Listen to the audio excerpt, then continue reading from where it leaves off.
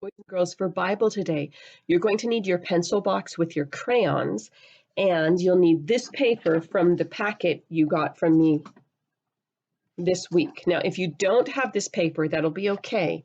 You'll just draw some of these pictures instead of having them to cut out. So that'll work out just fine if you don't have this piece of paper. You'll just have a little bit of extra drawing to do. So, boys and girls, first of all, I want to talk about some of the ideas you guys came up with last week for ways we can shine. Now, these are not all the ideas I got.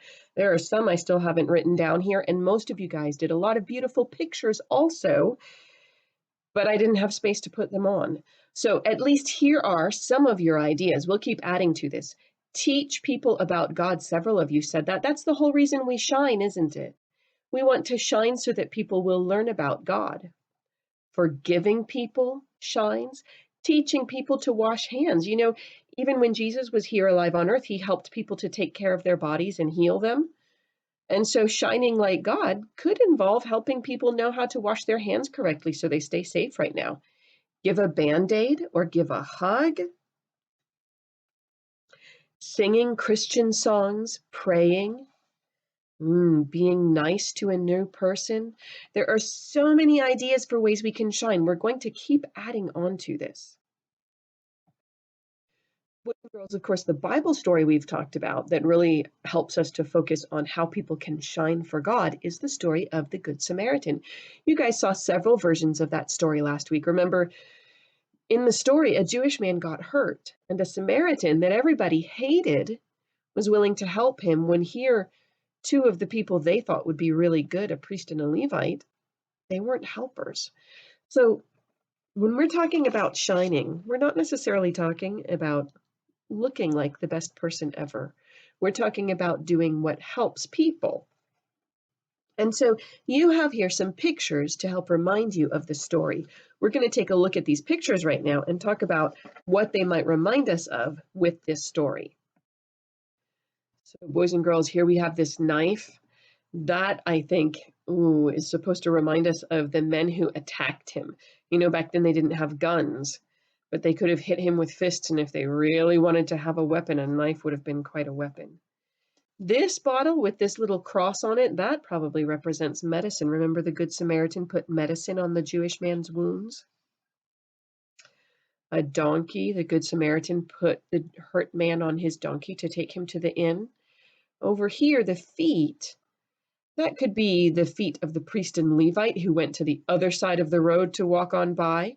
It could be the feet of the Good Samaritan helping him, or it could be the feet of the man who was on his way on his journey. Here, this roll, it looks like a roll of toilet paper that everybody talks about right now, doesn't it? This, I think, is supposed to be a roll of bandages that you could use to wrap around someone's body in a hurt spot.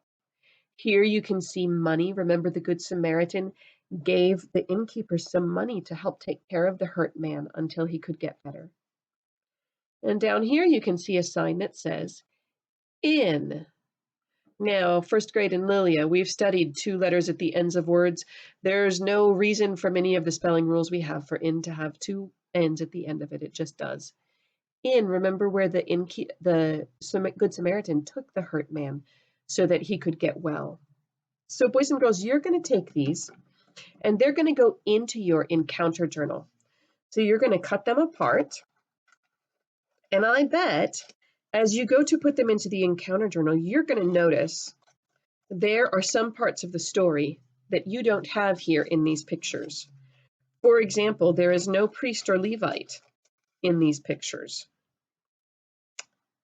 So I want you to arrange the pictures in the order they would come for the story. But if you notice a place where there's a part of the story missing, leave a gap and draw in your own part of the story. So for example, I might start right here with the man's feet walking down from Jerusalem to Jericho. And then I might put the knife, showing that the robbers came and attacked him and hurt him. And then if you want to add in another picture, maybe of him hurt by the side of the road, you could. I think I would probably also add in, a drawing of somebody to represent the priest. You could put pr next to it to show that that's the priest. I would probably draw another picture of a man keeping his distance. You know, they were socially distancing then, weren't they? But they should have been helping. And the hurt man by the side of the road. And I might put Levite there. And then there's not really a picture of the Good Samaritan. I might put these two pictures together and then maybe also draw a picture of the Good Samaritan and the hurt man and the Good Samaritan helping him with the medicine and the bandages. And then you probably will need another page of your encounter journal to do all this, won't you? Then I would probably put a picture of the donkey. I might even add a picture of the hurt man on it and the Good Samaritan standing next to him. I might draw the innkeeper. Maybe draw the hurt man laying on a bed. Here's the money that the Good Samaritan was paying to the innkeeper. And maybe draw a picture of the Good Samaritan and the innkeeper maybe shaking hands, saying, yes, I will take care of him while you're gone. And I trust you to bring me more money if I need it. Boys and girls, you have an empty space also. If you want to add something into this one, you can. All right, guys, so for today, take a picture of what you've put into your encounter journal and the drawings that you've added to it. I hope there's some color in it, but you don't have to do that. Have your parents help you take a picture of it or do it on your own if you can, and send me the picture of your story from the encounter journal.